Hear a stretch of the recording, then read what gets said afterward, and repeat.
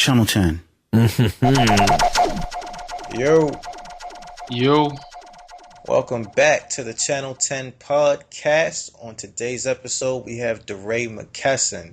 DeRay rose to prominence during the aftermath of the killing of Michael Brown during the protests, and he is widely recognized as a leader in the Black Lives Matter movement, and now he's running for mayor of Baltimore.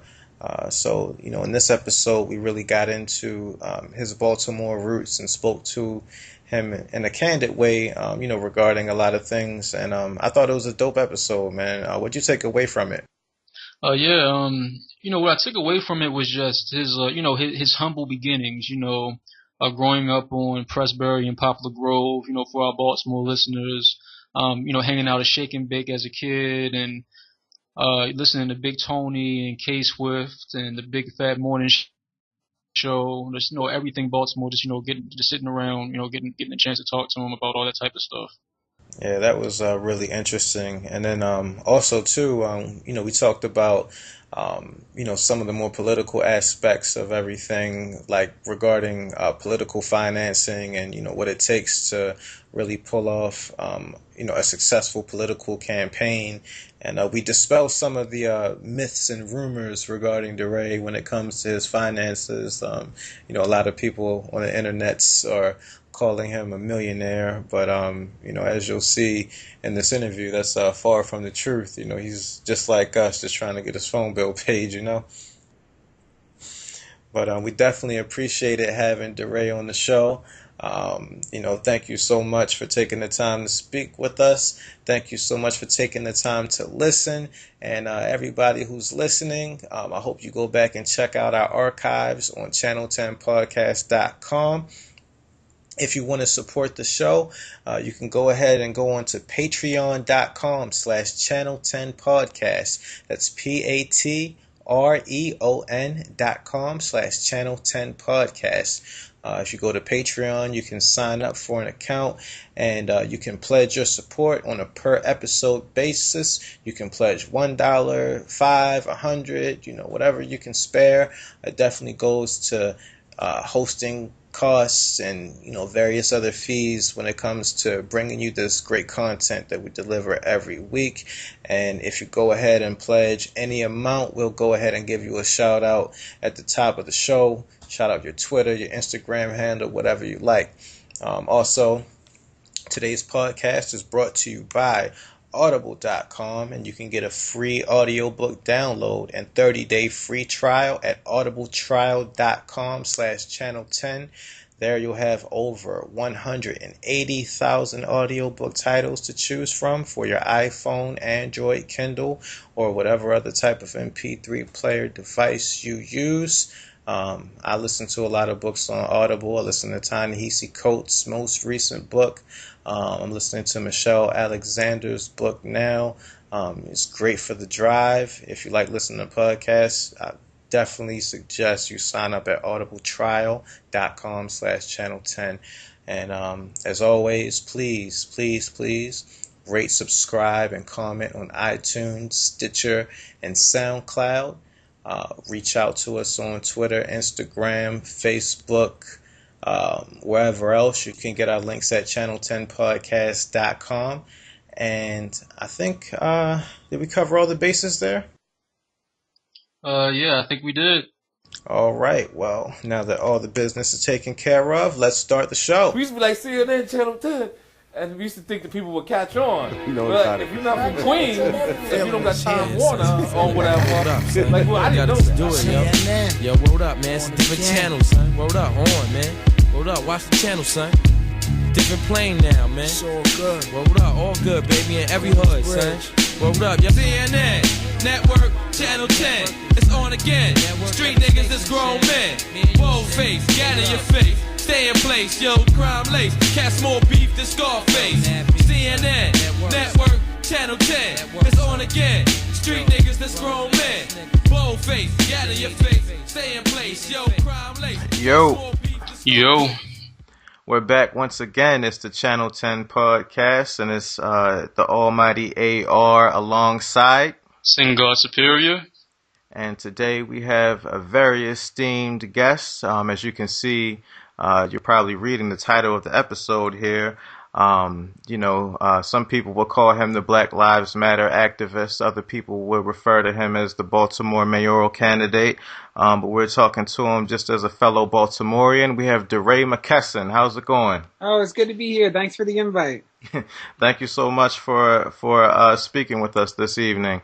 So I guess to get into it, we kind of want to talk about your Baltimore roots. So where in the city are you from? I grew up like Poplar Grove and Pressbury. Okay. It's called, somebody told me that's like Coppin Heights or something now. Right. That's not what it's called. I ain't never heard that. And then my grandmother's always lived around Hilton, like around the Hilton supermarket. Okay. In that area. And then we moved to Catonsville for 6th to 12th grade. And yeah, so that was it. I now live around Roland Park, which is very different than, Poplar Grove and Pressbury, but that's where I was born and raised. Okay. Now, what are some of your earliest memories, being around that area? Oh, where do I start? It is, so I went to Rosemont Elementary School, and we walked to school every day, so those are fond memories. It was back then, I was born in 85. Back in the 90s, early 90s, it was, my father didn't let us, both my parents were drug addicts. My father raised us. My mother left when I was 3. So he got clean around when I was 3, and we couldn't really go to the playground or anything like that because it was still heavily a site of drug use. So that was the early days, but we spent a lot of time at Hilton with my grandmother, and that was so great. As with everybody, the Kinderman and all those other. Oh yeah. Are so Baltimore. I actually saw the Kinderman on Facebook. I was like, Lord, he's still out there. Or like Stan Stovall. I was just talking to somebody about Stan Stovall, Kai Jackson, and Denise Koch, like all those people that I remember from like watching the news as a kid. Yeah. yeah. Kai Jackson's gotten pretty great now. Yeah, and Marty Bass, Marty.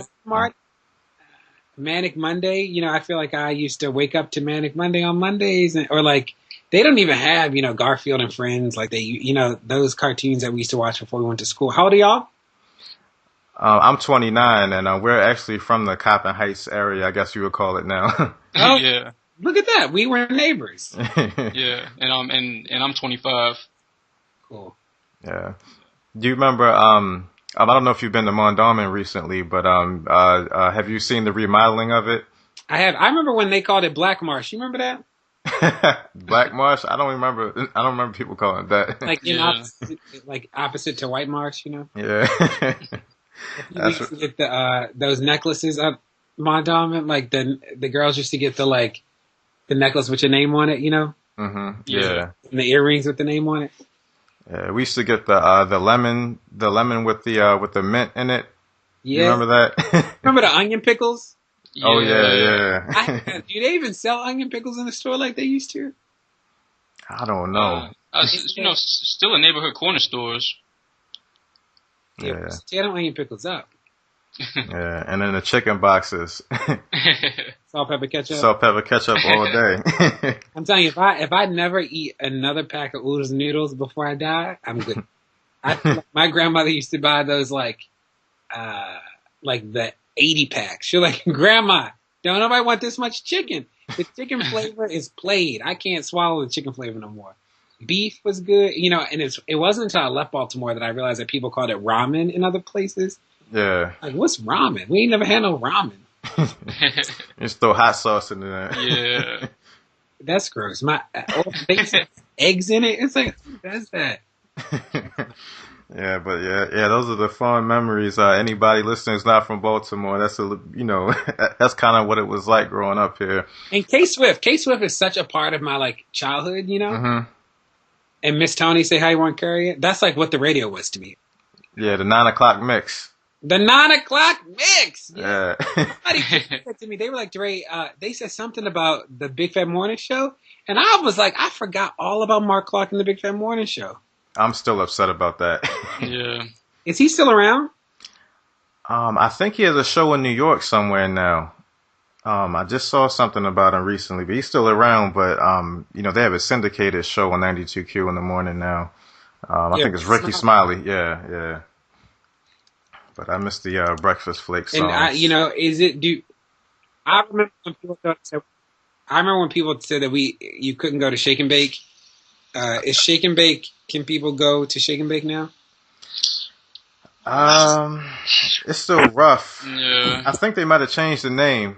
That's really nice. It's still rough. I believe they closed down and changed the name. It might not be the same thing anymore. It's been a while since I've actually driven down past there. Yeah, and there's like another skater rink now, like somewhere in Woodlawn. I think that a lot of the kids go to nowadays. Yeah, it's right up by the station, right up by Radio 1 on Whitehead, I think. Yeah. Interesting. Yeah, but I guess do you remember being 3 years old when your father got clean? Do you remember the transition or the change just in your lifestyle around that time? No, I don't, but I do know what it was like to grow up in a community of recovery, Mm-hmm. Around so many people putting their lives back together. And I do remember those NA meetings, sitting in the back, not knowing what was going on, but just playing with the kids of other people who were getting their life together. So that's such a powerful part of the way I think about my own sort of upbringing. Mm-hmm. And my great grandmother lived with us for so much of my childhood, and I have fond memories of her too. So I do think about recovery often. Now, did your father, did he just go through counseling, or did he go through like methadone treatments? No, just NA. Okay. Now, when you went to Catonsville, was it like a culture shock? Yeah, it was. I'd never gone to school with white people before, so that was different. And I do remember being a kid, I never really had I don't remember white teachers. So I remember being a kid being like, white teachers are always right? I just didn't know, because the white people on TV shows were always right. And I vividly remember being like, wow, all the white people, and that they were just right. That whiteness and what it meant to be right were synonymous. And obviously I spend so much of my time talking about and thinking about race, and my own story is one of unlearning, right? I had to unlearn that. Because in Baltimore, all my teachers everybody was black. The kids were black, the teachers were black, everybody was black. So it was different.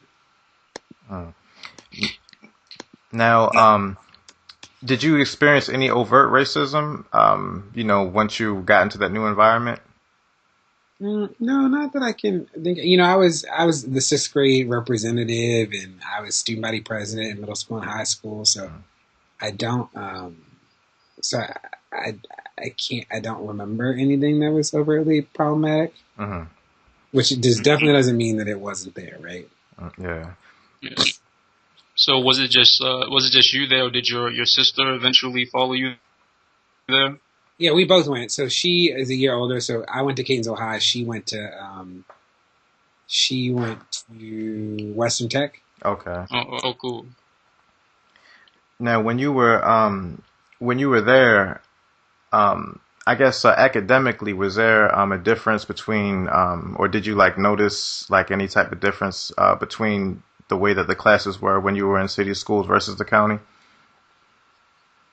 I think no, I'd be lying if I said that there was some deep difference. Mm-hmm. I was so young, but I don't remember that. I wasn't in a comparative framework. I just didn't know. Okay. Now, I guess speaking to your student body experience when it comes to the student government and everything like that, and now with your political aspirations, did you have those types of aspirations when you were younger? I've always been focused on what can we do to make the world better for people, right? Mm-hmm. Ever since I was a kid, I think about my work was so heavily in children, youth, and families. I was an organizer here in the city in '99 when I was a teenager. Mm-hmm. When I came back after college and after teaching in New York City, I opened up an after-school center out of Ashburton on the west side. Mm-hmm. So that work, that's always been key to my work. And then when Mike Brown got killed, that really changed it to be about these issues of police violence, Right. So I guess in those earlier experiences, doing that work of the after school program, what are some of the lessons that you took away from that? Oh, so many. People want the best for their kids. Uh-huh. So many people don't know the sheer amount of resources that are out there, or they don't trust those resources. We had a waiting list of people who wanted to be in our program and wanted to come, and that was really, it was powerful. It was a powerful reminder of people wanting the best for their kids at every time. I knew it as a teacher, and I knew it again as somebody who ran an out of school center. I'm trying to think, what else did I learn? Like, we need to leave space for kids to be kids, right? Kids need joy. Kids want to be successful. That was probably my biggest lesson from teaching is, I taught 6th grade math, and a lot of people are math phobic, right? They don't think they're smart, whatever. Everybody wants to experience success, and our work as teachers is like to craft those moments of success for students. And that was like a big learning. And then I worked in the central office here in Baltimore. I was the number 2 in human capital in the school system. And the work was then about finding great teachers and great staff members to work in schools or around schools. And, we hired 800 teachers a year, as a lot of teachers, and that was really different and hard work.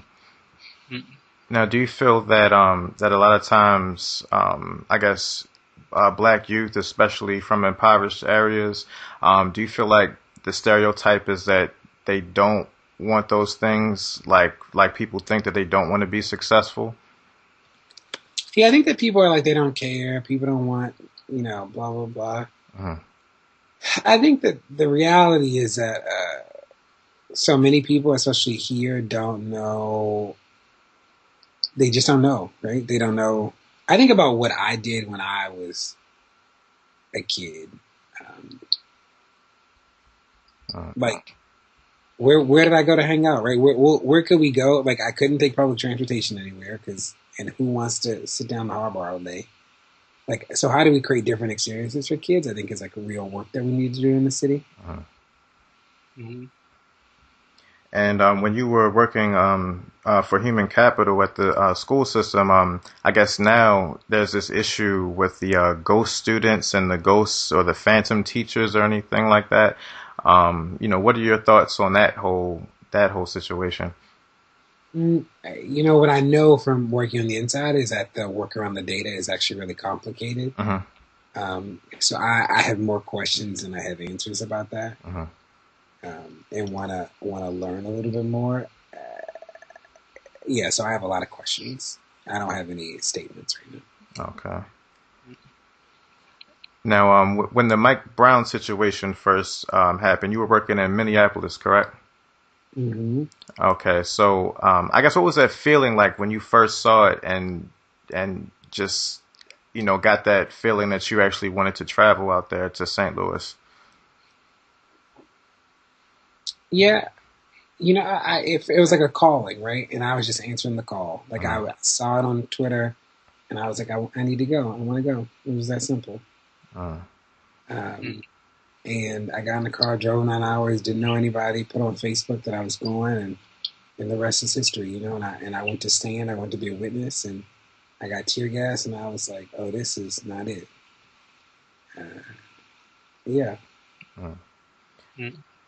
Now, did you ever envision or see yourself, previously, being involved in that type of protest? Or it was just like that calling just happened at that moment? Oh, I never would have. I had no clue. And I guess what are some of the the lessons and the takeaways that you took from being in that situation? Being tear gas and just seeing the militarization of the police force out there.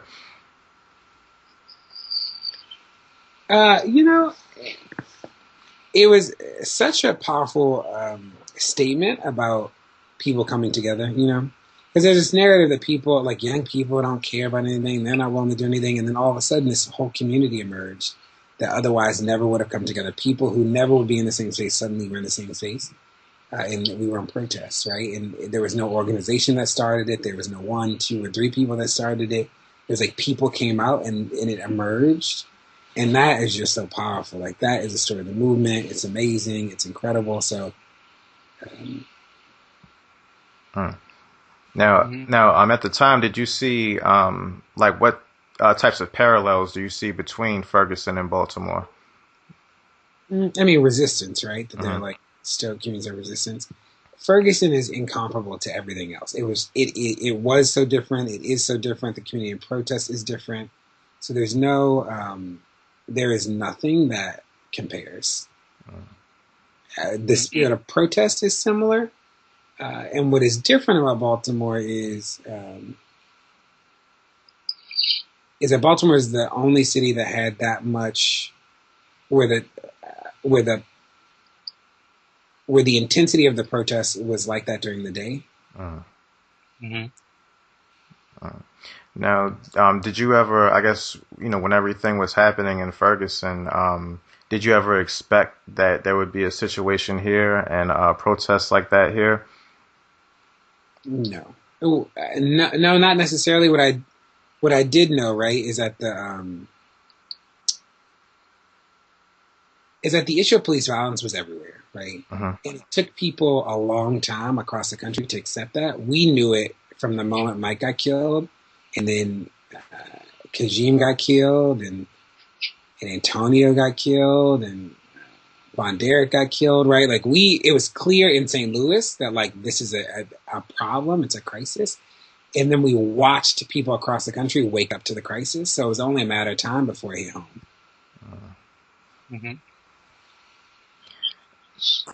So another incident that happened some years ago in Baltimore that, in a sense, kind of brought people together in the city was the firebombing of the Dawson family. And so I'm just curious to know, like, where were you during that time? Were you in college during that time? And when it happened and it made national headlines, like, what were your thoughts on that during that time? Yeah, I was here. It was obviously huge. We all remember the Dawson family, Yeah. I remember wanting to go to the funeral, but it was so much. Everybody went. It was like so much traffic that I didn't go that day. I remember the press conference. I remember hearing about it on the news. I remember that the father didn't immediately die, right? It was like he jumped out of the window and died later at the hospital. So, yeah, I remember so much about that. We weren't born woke, right? Something woke us up.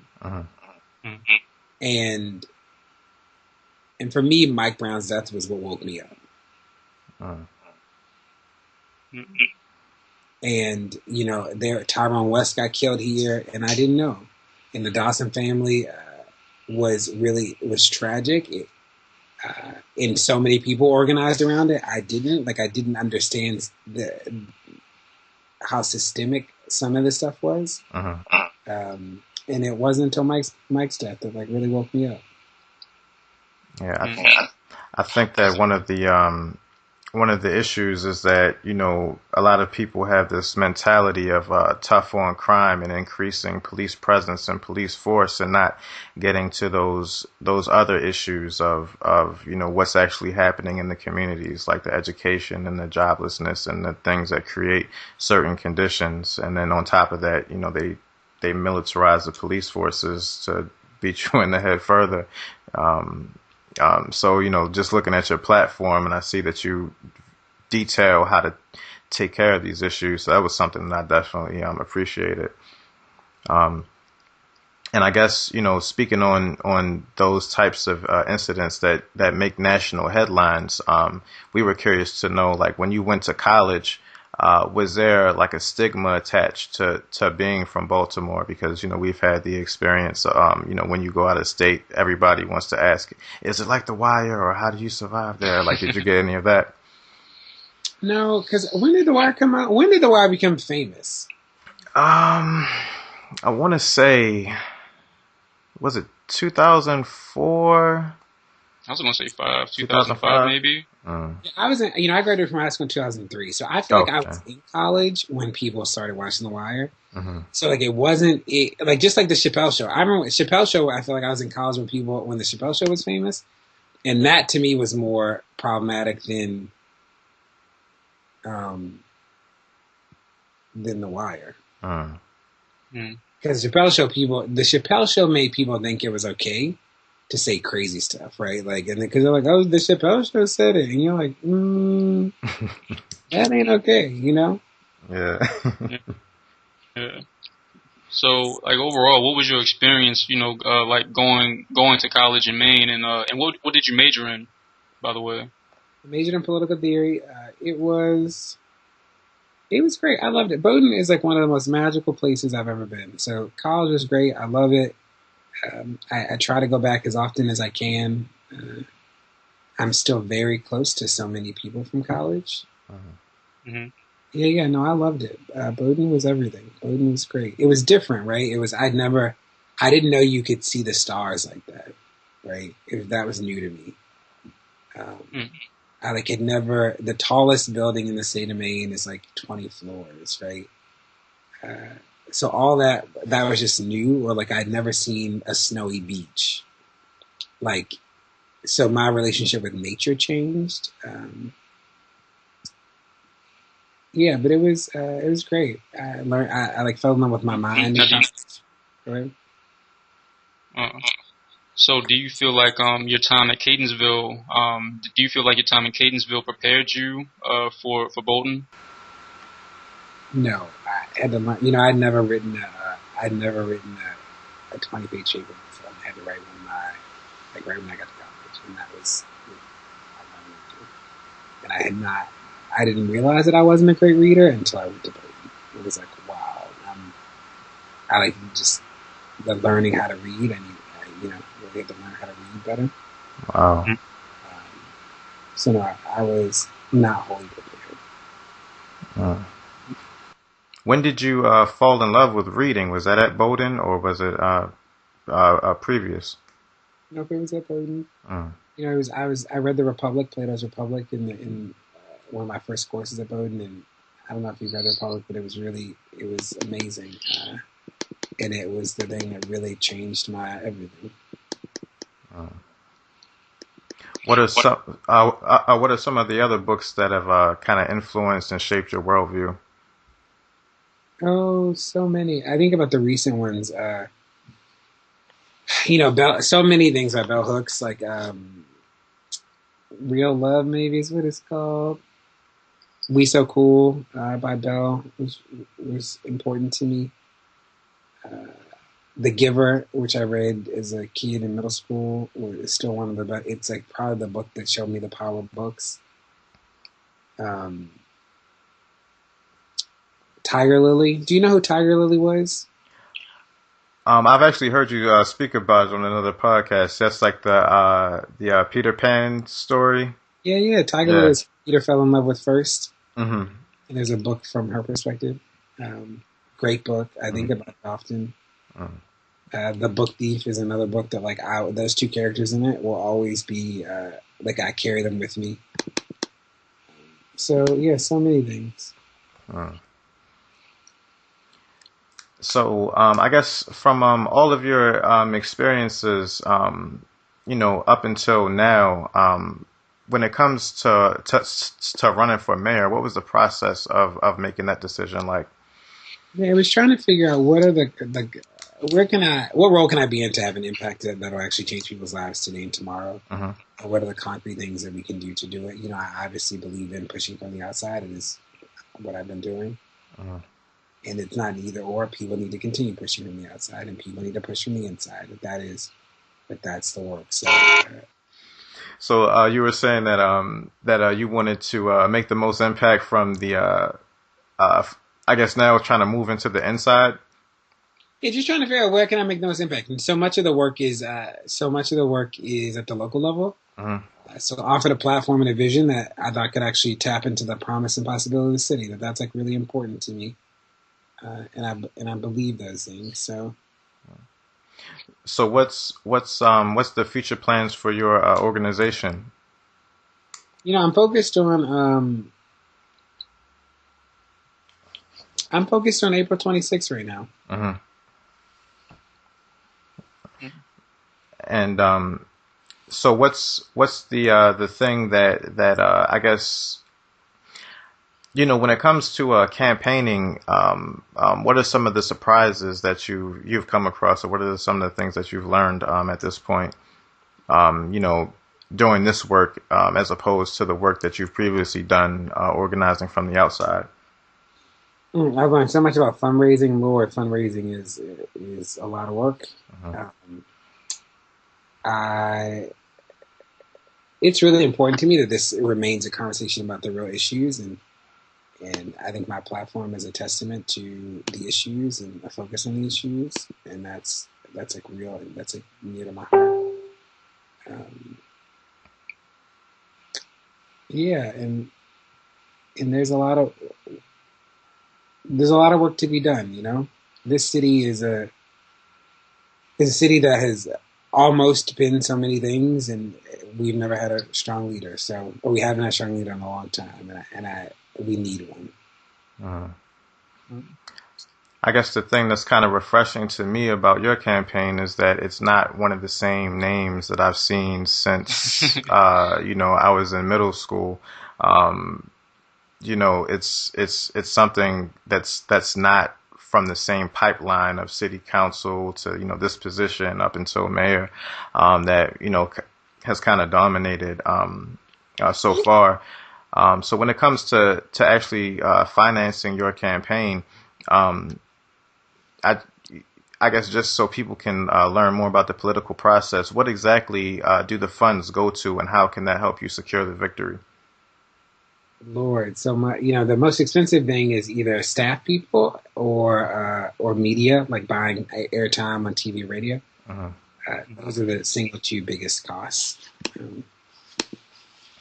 Yeah. So how many people, how many staff people do you have in your campaign so far? Well, I can tell you that. I can't be giving away my campaign. I'm pretty sure. It is, we around the fundraising, we do have like about 3,000 individual donors, which is really great. So people who like really who want to help and are helping, and that's really awesome. Yeah, it seems like a lot of people think that you're a millionaire from your tweets. Oh my goodness. I'm extra broke. I'm so broke that I couldn't make outgoing calls today, and had to, figure out how to pay my phone bill. So people are, I'm broke. I'm not a millionaire. Well, there you have it for all the detractors out there and all the naysayers. I guess on the campaign trail, what have been some of your most rewarding experiences? So many, just the people who want to, they want something different, like people from all walks of life are like, we want something different, and it's amazing and incredible, and I've had so many good stories and so many people. So yeah. How has the debate experience been for you at this point? Not good. The debates, privilege. They privilege sound bites, right, and not a focus on detail. So this has been really key, that we need to we have to figure out a different way to talk about this work, because people, it's like, what are you gonna do about schools? And they're like, well, every kid's gonna learn when I'm mayor. And you're like, I don't even know what that means, right? But it's like, the less people say, the more claps they get. And we have to, we just got to figure that out, because it doesn't work. So I don't love the debates because it's not actually a debate about substance. It's about who can yell the loudest. Yeah, especially when it comes to the people who, the people who ask the candidates questions, and it seems like a lot of times it's really just someone who gets up to a microphone and yelling and screaming and shouting, and it really doesn't help out. It doesn't really, it doesn't move things along when it comes to the conversation. from what I've seen. So I think a lot of more structure could be added to a lot of these mayoral forums that the city has been having all throughout Baltimore. Yeah. Oh, and it's like real questions. And yeah, it's not it. This isn't it. Yeah. I guess on a national level, it does seem like people, do want to change away from the structures of politics as they've been, ingrained for so many years. So now, I guess on the national level, you see the Bernie Sanders and the Trumps, who are like kind of seen as outsiders. And you're kind of coming into this race as an outsider as well. Of course, not the same as Trump. And I was just wondering, do you sense like a feeling of, I guess, people wanting change nationally as well as locally behind campaigns such as yours or Bernie's or even the Trumps? Yeah, I think that people everywhere I go are like, this isn't working. That these people are the people who got us here. And they want something different. With Trump, the want something different is dangerous for all of us. Right. In some places, that's not the case. In Chicago, they want a different attorney from Anita, and like there actually should be a really, they're real good options. So, yeah. I was curious to know what was your experience like when you met with Obama? How did that feel, and what did you guys talk about? Oh, Obama's great. Like a good guy. We obviously don't agree on everything, and yeah, but he is, thoughtful. The senior administration is thoughtful, pushing them to be aggressive while they deal with police violence. It was a good conversation. There was substance. You were just reminding me I need to send out an email to one of the senior staffers about some work we're doing around the use of force stuff. So, Valerie Jarrett's been really positive and really thoughtful as well. So, yeah, it's been good.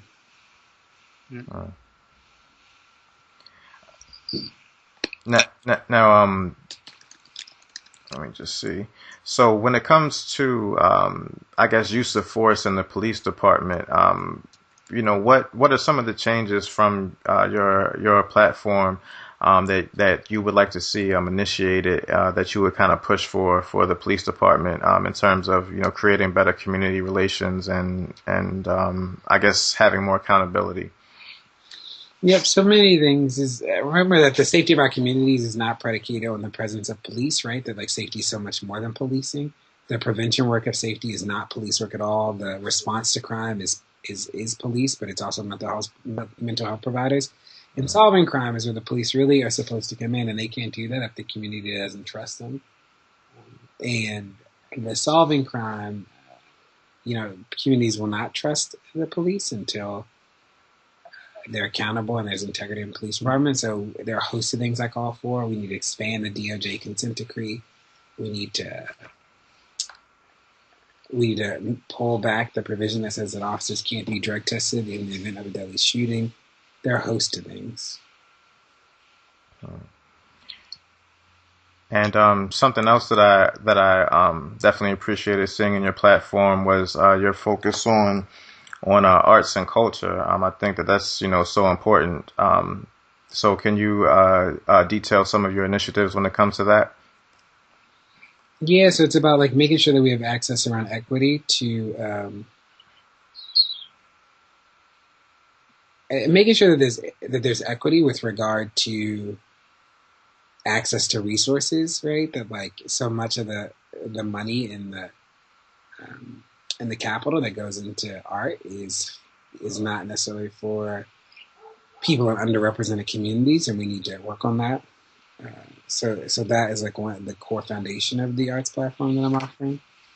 And that's really important to see this. And then it's the stuff that is more traditional, the making sure there's housing for artists, and we do artist co-ops, and we support a range of artists, including street artists and other sort of non-traditional fine artists, because when people think about artists, they think about people who draw, but art is so much more. So, yeah. And can you briefly detail some of your health initiatives for the city? Yep. So when I think about health, it's this idea that it's health beyond hospitals, right? That like most people think about health, they think about doctors. But it's so much of what you do every day. It's about exercise, and it's about making sure that you aren't diabetic, and it's about the choices you make around sex. It's about your access to food, right? It's not just the hospital. And we have to like start with that frame so that people can understand it as they go into making decisions and as we plan at the policy level. So that's sort of the thrust of it. It's some initiatives around lead paint, around public housing, around asthma, and then also talking about the environment. The sewage in the cities. There's a lot of sewage. The harbor there's so much stuff we're dumping into the harbor. Yeah, so it's I've offered the first and the only comprehensive plan that focuses on crime, safety, and education, but also the other things that are really important in people's lives. Like we talked about arts and culture, health, neighborhoods, housing. Like we have to talk about all these things. Yeah, I definitely agree. And your plan is very comprehensive. If people haven't checked it out, on your website, it's 26 pages, and you lay out a lot of facts and figures behind what you're actually proposing. And one of the things that I found impressive as well is that you're not afraid to look at what other cities are doing when it comes to certain things, and seeing how some things that they try might be implemented here. So like when it comes to what you were saying about exercise, I think I heard you speak once about community gyms. Yeah. Where'd you hear me say that? I've only really said that once. I think that was WNYC. Oh yeah, public gym. Houston has a public gym. Yeah, the goal is like to actually make sure that people aren't obese, and we need to encourage exercise. Like we need to be thoughtful about how we do it, and there are a range of options. And public gyms are one. I think that'd be really interesting. I'm also calling for a citywide intramural league, so that kids and adults have structured sports and other activities to be in. Yeah, I think that's great. Even if it could be something like I don't know if you've seen like around Lake Montebello how they install like the kind of exercise equipment on the side, and a lot of times you have people working out there. But something like that around all the places where people kind of go to walk. I think it kind of, when you said community gyms, I kind of thought of that, and I think that's a good idea to kind of push it forward, because health is definitely important. And also, I see that you also focus on ending the war on drugs, and that's something that we kind of focus on a lot too, especially after reading Michelle Alexander's book. So can you speak to the impact of the war on drugs on the city, and how you would like to change it? Yeah, it is. So in the city, we know that we've tried to arrest. We tried the whole idea of like arresting people, and that hasn't actually decreased crime. We tried gun buyback programs, that hasn't really done anything. We tried a ceasefire, and it's which was well intentioned, but and if we did it the right way, it actually might make an impact. So when we think about the war on drugs, what we know is that addiction is a disease, right? It's a public health issue. It's not. We need to decriminalize addiction. We have a city of 70,000 addicts. And at that scale, we have to figure out how to do the solutions at scale. So inpatient treatment, 24-hour access to treatment for people, and not just to focus on outpatient and methadone clinics, partnering with people at NA. That we have to have a holistic plan that, again, is about scale, because the problem is at scale. And when we think about mass incarceration, it's not just an issue of arrest, but it's also an issue of like bail. I'm calling for an end to cash bail, that people shouldn't, DC ended cash bail and the world didn't, and we can end cash bail here. Those sort of things. We shouldn't criminalize people for being poor either. And then when it comes to addiction, something recently that stuck out to me is how I guess they've declared that there's a heroin epidemic in Maryland.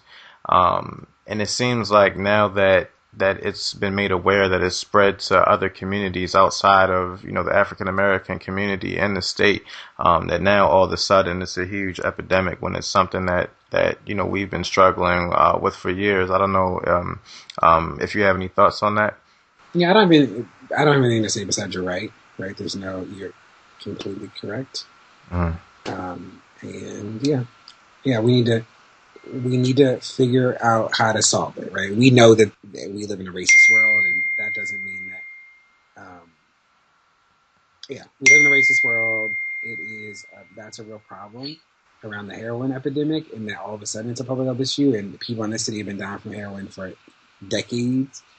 Maybe this will open up new avenues for treatment, right? And like when you think about injection sites and stuff like that, maybe that's what we'll start thinking through. So I'm excited about like the possibility, and Lord knows we have to figure out how to actually do this. You know, like people's lives hang in the balance here in Baltimore. This is not just like fodder. And, you know, with certain state initiatives like that one, you know, that's targeting the heroin use, I was curious to know how you see yourself, I guess, interfacing and advocating at the state level, and, you know, getting along with Larry Hogan and other state officials when it comes to getting certain things done in the city. Yeah, I think I've shown, especially over the last 18 months, my ability to work with people. You know, I didn't meet with Obama because the meeting with Obama is a testament to my ability to work with people, right? And Loretta Lynch and Bernie and Hillary and all these other people. So, you know, I'm excited about people coming to the table and saying that they have a commitment to the city and want to figure out how to make that commitment work. So, yeah, I don't think that'll be a problem. I have to go at 7:30, just so you know. Okay. Well, we're gonna wrap this up shortly. I was actually just gonna ask in closing, what, you know, do you want to say for the people for your campaign, and how can they support you? Yeah, I'd say go to DeRayForMayor.com. It's the only platform that's focused on a range of issues about strategy and scale. The strategy piece is about linking the resources that exist and then being really thoughtful about how we leverage and create new resources in ways that are about changing people's lives today and tomorrow. And then the scale is about making sure that we acknowledge the problems at scale. What does it mean when 25% of our pre-K kids are chronically absent? They miss 20 days or more. We have 70,000 addicts. 40% of our adults can't read. Like we have to address those problems at scale too, and thinking about how do we do that differently in a city where we've tried so many things and they have not changed outcomes. So I'm excited about it, and I look forward to talking more about it. Okay, well, thank you so much. There you have it, DeRay McKesson. He's not a millionaire. He is really from here. He really does care, and he really does have some comprehensive strategies to take care of some of the issues that, you know, that plague the city. So we definitely thank you so much for taking the time to speak with us. We really appreciate it. Cool, awesome. Have a good one, guys. Thank you. Bye-bye. Feeling this here. Yeah, son, you feel it, man. What up, son? You gotta just do it, yo. Yo, what up, man? It's a different channel, son. What up? On, man. What up? Watch the channel, son. Different plane now, man. It's all good. What up? All good, baby, in every hood, son. What up, yo? CNN, Network, Channel 10. It's on again. Street niggas, it's grown men. Bold face, gat in your face. Stay in place, yo. Crime lace. Cats more beef than Scarface. CNN, Network, Channel 10, it's on again. Street niggas, that's grown men. Bold face, gat in your face. Stay in place, yo, crime lace. Catch more